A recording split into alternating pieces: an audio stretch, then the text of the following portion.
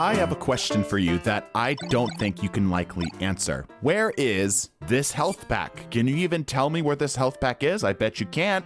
How about this train? Do you have any idea where this train is? I bet you don't. And this sky rift.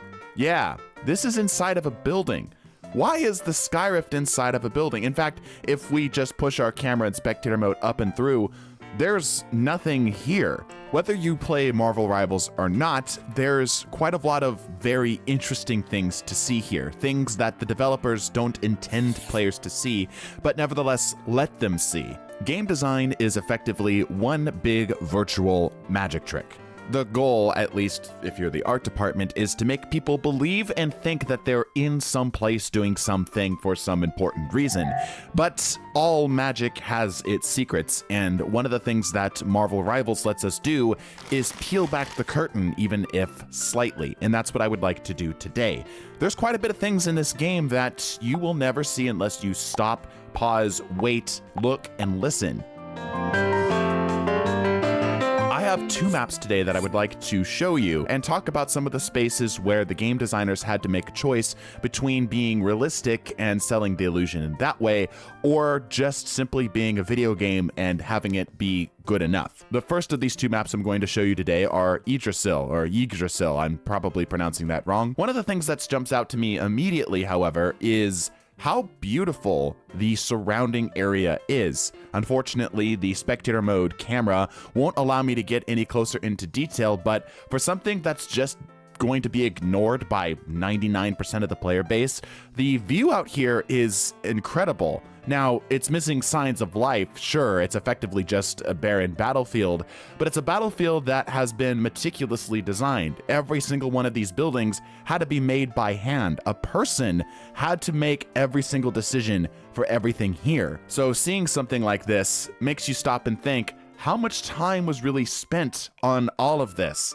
And of course, there's other situations where it's understandable where the developers sort of cut corners. For example, the illusion in this particular room is that you're within sight of the sky. The lighting in here gives you the impression that the floor above you is directly open, but in fact, you're maybe a few hundred feet under a mountain, and this light is a complete and total lie. There's nothing up here. The same goes for some of these other areas here. There's what's supposed to be a window that is just into rock. Now, the funny thing is that realistically, a player could probably figure this out. As they see the mountains and such as they're moving in, they're likely to be able to figure out that where they're going doesn't make any sense for there to be, sunlight. And we don't even second guess it, especially not when we're trying to, destroy an enemy team and whatnot. There's other small details here that are probably more obvious that I don't think get looked at. For example, in this section of the capture point, the domination version of this map, the art that is on the wall here will show Loki bargaining to bring about Ragnarok. But if you wait for the other team to end up capturing that point, this art changes to, well, something more Loki forward, and this kind of thing is really cool. Of the hundreds of times I've probably played this map, I've legitimately never noticed it. And the other thing I've never really questioned is, where do the doors go? There's not even a slot really in the floor for them to end up, so where do they go? Well, again, the illusion of game design is to just simply stick them under the ground, where a lot of things end up being, including these really weird orbs. I don't know what these are. This is one of those things I would love to ask the art team about. This has the same type of vibe as the coconuts, I believe it was, from Team Fortress 2 that had to be in the game or else everything would crash. There's no logical connection to how these orbs work with anything else, and they don't seem to be some sort of light source either, as they're in positions that don't make sense. They also appear in the archives version of this map as well. Just like we saw with the painting with Loki, there's also quite a lot of Nordic writing that's here that I'm not going to be able to translate, but perhaps one of you who is more dedicated or is for some reason an autist in knowing some of this stuff might be able to know. I'm assuming it actually spells something coherent, but I could be wrong. All All of these artifacts had to be made and modeled by hand, and most of us are just simply going to smash through them without a second thought. Speaking of things that were made very intentionally and was not made for the simple illusion, but for something that hopefully players would notice, take a look at this. A chair with a footstool and a cup that overlooks the Bifrost. I have been to this health pack as somebody who plays mostly flanker characters. Again, probably hundreds of times. I have never noticed this chair.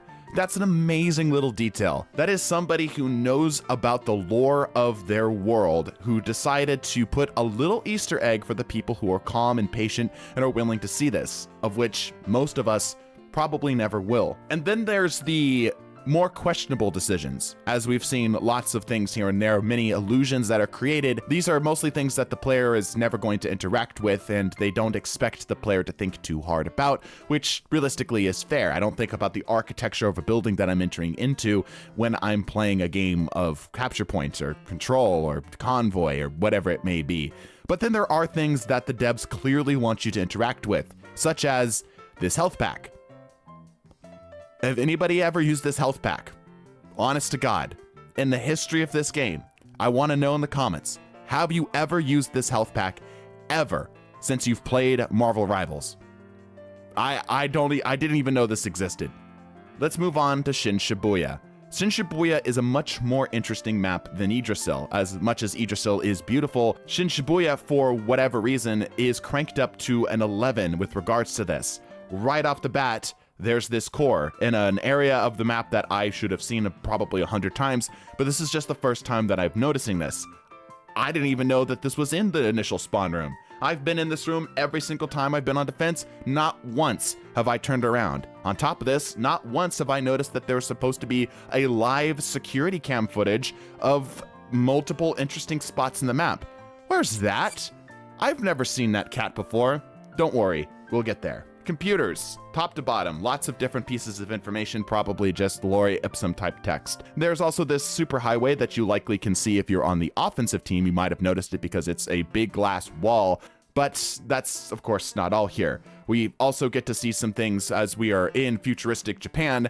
We see some things that are hints, little bits of world-based storytelling, such as these old dilapidated cars, to just simply make a nod to something moving on, progress. We can also take a quick journey up these stairs, as while the camera is restricted just to the zone of the map, it does allow us to go up quite far, and we can follow some of this stuff up and see that, again, even though we're never really going to see this, there's an okay amount of detail up here. But that's not all. Remember that lucky cat that we saw earlier?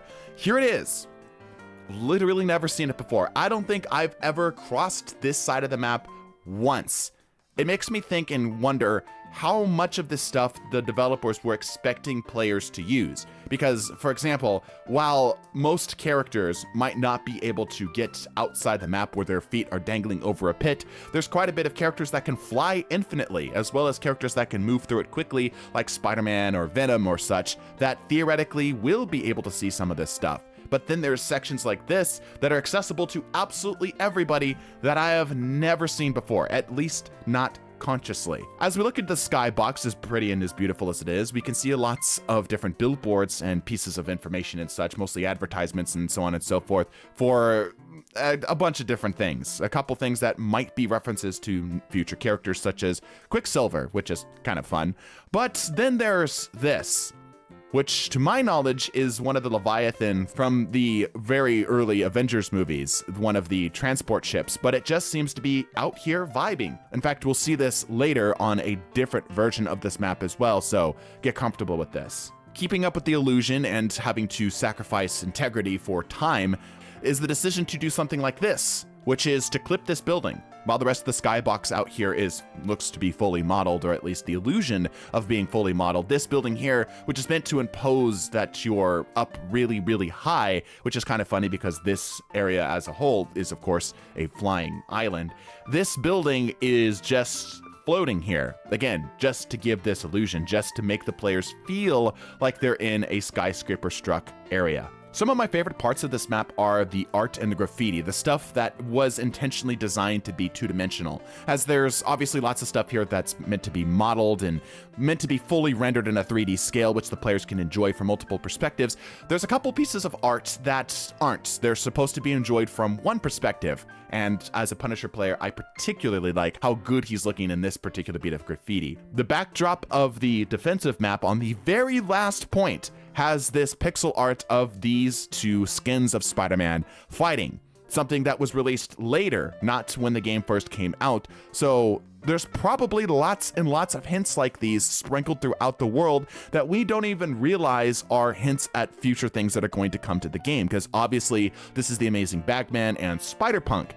On top of this, something that did come basically officially at the launch of Marvel Rivals is the Mantis skin, which you can see modeled here, which is, I think, really nice. One of the last things for this version of this map that I find really funny is this reception desk. Now, at face value, this might be another situation of the developers making it feel more lived in, right? Because obviously you don't have NPCs walking around, but you can make it seem like there used to be NPCs here, right? However, if we take a literal step back and examine what this is supposed to be, this area makes absolutely no sense. Because if you were to go the way that you would normally, as any human person would normally access this, you have to go into the main building, up the stairs, around, and then find what is presumably this reception desk. Let's move to the second version of this map, to the convoy version of this map.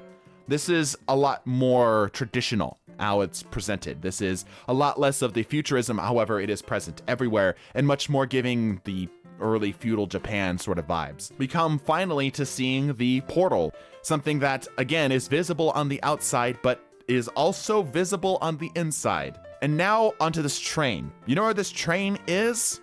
It's behind you. On the very last defensive point. Most of the time, I'm so pressured to get back on the point in order to keep people from winning the game that I've never even stopped and realized that there's an entire train station here.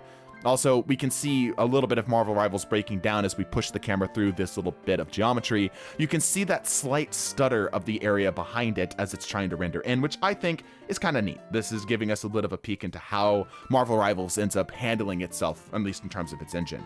There's other strange decisions here that seem to be used to keep anything from getting too stale. For example, there's this strange leather or polyester or some type of plastic tarp that's just on top of this building with nothing inside it that nobody's going to really see.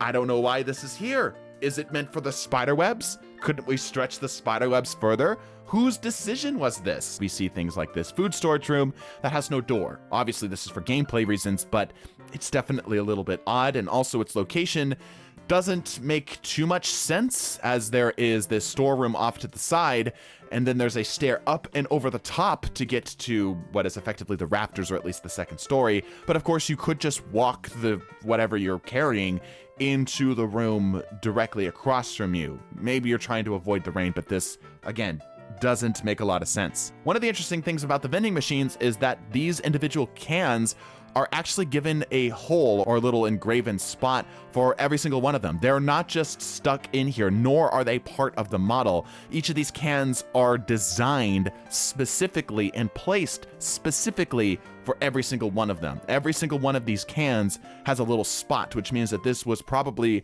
extremely tedious for somebody. There's also a water wheel here that, when we examine its actually working mechanisms, doesn't seem to be powering anything and seems to be getting water from nowhere. This is another instance of just simply selling the idea of something rather than trying to fully create the illusion, because again, who's over here examining the water? I'm not. I'm trying to keep things from dying and trying to get things to die. And finally, to close this out, you remember that giant Leviathan fish creature that we saw in the other version of Shin Shabuya? Well, he's in the shrine here, actually. Something that just shows up in an area that you probably will never see, but somebody made the decision to put it here. I love this kind of stuff. I find all of this very, very interesting, and if you do too, maybe hit the subscribe button. I hope you guys enjoyed. Bless your faces, and deuces.